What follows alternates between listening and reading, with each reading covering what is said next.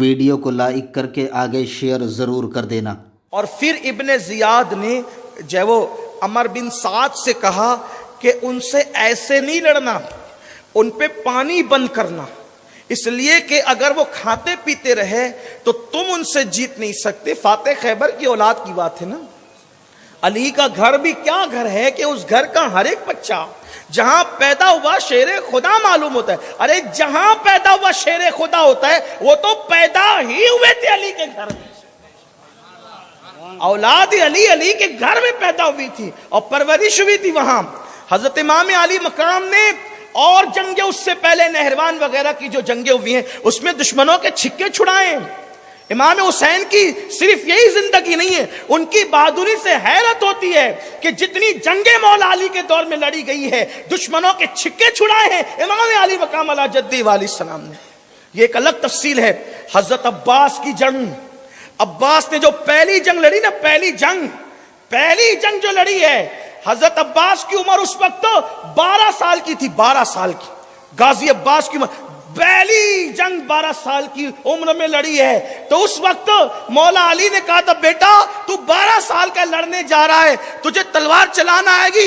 کہا بابا خدا کی عزت کی قسم، جس نے حسین کے نانا کو آخری نبی بنا کر کے بھیجا ہے، تلوار دور کی بات ہے، دشمن لشکر کو دیکھ لوں تو بھی ان کو ہلاک کر سکتا ہوں۔ غازی عباس یہ 12 سال کی عمر میں فرمایا دشمن لشکر کو دیکھ لوں، صرف دیکھ لوں تو ہلاک کر سکتا ہوں۔ مجھ سے کسی نے کہا کیا لشکر دیکھ کر بھی ہلاک ہوگا؟ میں نے کہا شاید تو نے بخاری نہیں پڑھی ہے۔ اللہ کے رسول فرماتے ہیں، اللہ پاک حدیث قدسی فرماتا ہے جس کو اپنا ولی بناتا ہوں اس کی میں آنکھ بن جاتا ہوں، اس کی زبان بن جاتا ہوں، اس کے ہاتھ بن جاتا ہوں۔ یار جب ولی کے ہاتھ اور پیر میں اتنی طاقت ہے تو خاتم الولایت کا بیٹا غازی عباس کی نگاہ میں اگر یہ تاثیر پیدا ہو جائے تو پھر بات کیا ہے؟ غازی عباس تو 12 سال بہت بڑی قربان، یہ بہادر لوگ تھے۔ تو 22,000 کا لشکر اس نے بھیجا تھا عمر بن سعد کے ساتھ۔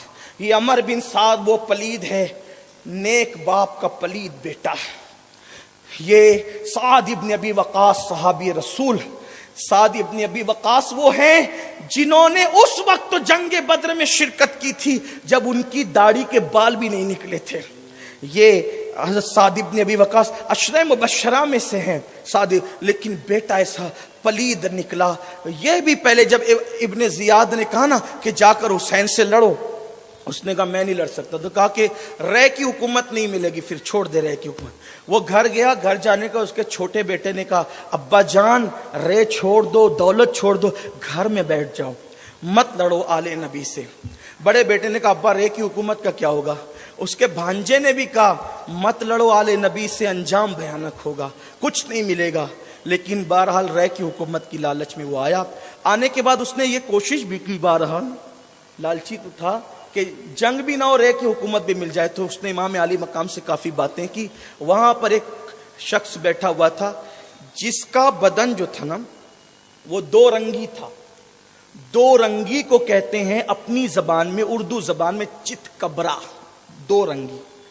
وہ چت کبرا جو ہوتا ہے نا اس کو انسان بھی چت کبرا ہوتا ہے، یعنی جب اس کو سفید داغ ہو جاتا ہے، اللہ نہ کرے کسی کو ہو، اللہ محفوظ رکھے ہر مومن کو، ہر مسلمان کو۔ برس کا مرض جو ہوتا ہے، کبھی اللہ کسی کو بھی دے سکتا ہے بیماری، ہم کسی کا مذاق نہیں اڑاتے، لیکن اللہ محفوظ رکھے ہر مومن۔ سفید داغ، تو اس کے بدن پہ سفید داغ تھے، وہ چت کبرا تھا۔ وہ وہاں بیٹھ کر کے ابن زیاد کو کہتا کہ تجھے پتا ہے وہ بیٹھے بہت باتیں کرتے رہتے ہیں، وہ لڑیں گے تھوڑی حسین سے۔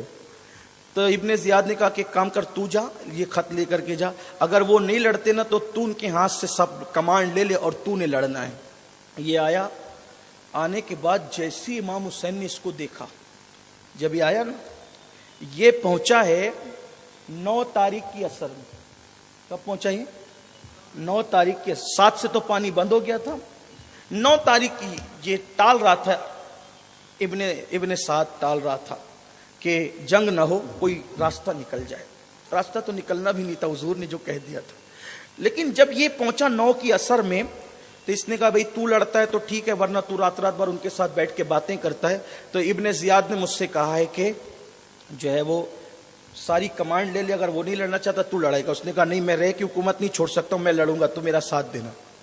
امام نے اس کو دیکھا، شمر کو، شمر ذل جوشن کو جیسی دیکھا نا، حضرت عباس سے کہتے عباس صدق اللہ و صدق رسول اللہ. شمر کو جب دیکھا تو حضرت امام حسین نے کہا صدق اللہ و صدق رسول. حضرت عباس نے کہا آقا یہ فرماتے ہیں نانا جان نے کہا تھا کہ میں ایک چتکبرے کتے کو اپنے خون میں منہ ڈباتے ہوئے دیکھ رہا ہوں. تو یہی ہے حضور نانا جان نے جس کی خبر دی تھی ہمارے بچپن میں. دیکھو وہ نانا جان کی کہ فرمان کو دیکھو، اس کی تصدیق دیکھو، اس کی تفسیر دیکھو کہ وہ چتکبرا کتا آ گیا میدان میں. مطلب کیا؟ اللہ نے اپنے حبیب کو غیب داں بنایا تھا، غیب کی خبریں عطا کی تھی، اور حضور نے غیب کی خبریں دی، اور جو دی وہ ہو بہو لوگوں نے اپنی آنکھوں سے دیکھا. تو وہ چتکبرا کتا آ گیا. پتا چلا کہ اہل بیت سے بے وفائی کرنے والوں کو جس رسول نے کتا کہا، حضور نے کہا چتکبرا کتا، یہ نہیں کہا چتکبرا انسان. اگر کبھی ہم لوگوں کی زبان سے سن لیا کرو تو برا مت منایا کرو، اس لیے کہ اہل بیت کے دشمن ہے ہی اس طرح کے القابات کے لائق کہ ان کو ایسے لقب حضور نے دیے ہیں. جس رسول نے کہا کہ کسی کا نام مت بگاڑو، اس رسول نے دشمنان اہل بیت کو چتکبرا کتا کہہ کر کے پکارا. فرمایا کہ وہ چتکبرا کتا آ گیا. وہ جیسے ہی آیا اس نے ہنگامہ کر دیا، چلو جنگ کرو. جیسے